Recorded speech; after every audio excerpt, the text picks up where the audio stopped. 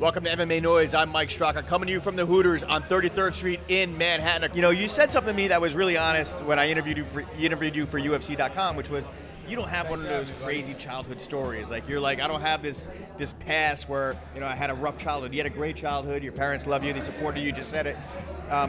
What was their thinking when you decided you were going to fight? Right. You know what's crazy is when I was younger, I always wanted to box. My parents would never let me box, but like I played every sport under the sun. I was always playing football, baseball, basketball, you know. And then when I moved down the shore, I found out what wrestling was, and I always wanted to wrestle. My parents wouldn't let me wrestle because it was too dangerous, so they let me race dirt bikes. So it was very confusing. Which is more dangerous than wrestling, by the way. Yeah, exactly. So Mr. or Mrs. Perez. Yeah. So when I got into the sport, it's funny. It's a friend of mine had tickets to go to a local event. He couldn't go. He asked me if I wanted to go, so my dad and I went. And from the first fight to the last fight, I loved it. You know, so it was like crazy how the world, you know, takes a full circle. You know, It and does. I found a coach that night, and I started training the next day, and that's been my career. You know, we're gonna rewind to the case fight, like my grandfather passing. And then 2 weeks into that, I popped my MCL.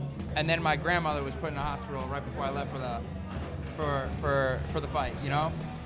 So that whole week, I was just trying to lie to myself. You know, like, I'm ready for this. This is my time, you know? Everything's panning out for me, you know? And just lying to myself. And then what happened, I went out in the case fight, and I was just flat. You know, it just wasn't me. I was just a body bag in front of him, you know? And then 2 weeks after that, my grandmother dies. So it was just boom, boom, boom, boom, hitting me, you know? Like, mentally, I was messed up, you know? And I took a whole month off to get away from everything. And I got back into training, I started loving it again. You pulled out of a Ring of Combat title fight because you had personal issues. Then a couple days later, UFC called you and said you're fighting, and you had to take the fight. That was the Johnny Case fight. You said it was an imposter. But what were those personal issues? For 6 months, man, I had my grandfather who was very, very ill.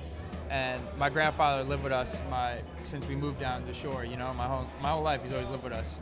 And I was very close with him, you know, very, very, very close with him. I saw him every day, I had breakfast with him every day, you know. And he was very sick with cancer. So he was like in and out of the hospital, and he wasn't too bad, so that's when I went and fought for World Series. And he was actually in the hotel room that night because we had to, you know, make sure he was okay and had to take care of him at that point, you know. And then everything started going downhill after the World Series fight. And we booked a Ring of Combat fight. I believe it was for a title fight against George Shepard. And 4 weeks before that, my grandfather ended up passing.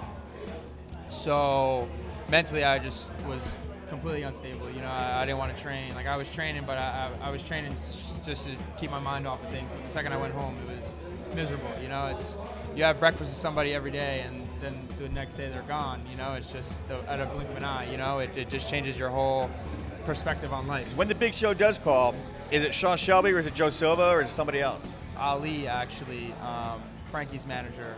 Ali Abdel-Aziz from World Series of Fighting. Also Renzo Gracie's manager, Frankie Edgar's manager. Correct. He actually texted me. He called me first. I was actually out. My boys got me out of the house to go play paintball. So it was a bunch of us playing paintball out in this field. And once we're done, I have like a bunch of missed calls from him and a text message I'll never forget for the rest of my life saying, "Man, give me a call. You're a UFC fighter now." So I didn't believe him because Ali's crazy. Yeah. So I gave him a call, he is crazy. and he said, "Hey man, 4 weeks, I got you a fight against Johnny Case." And honestly, man, I dropped to my knees and broke down and started crying. You know, it was just something. It was like a sign. You know. Yep. What's up, guys? Frankie Perez here. You're watching MMA Noise on Louder Noise TV.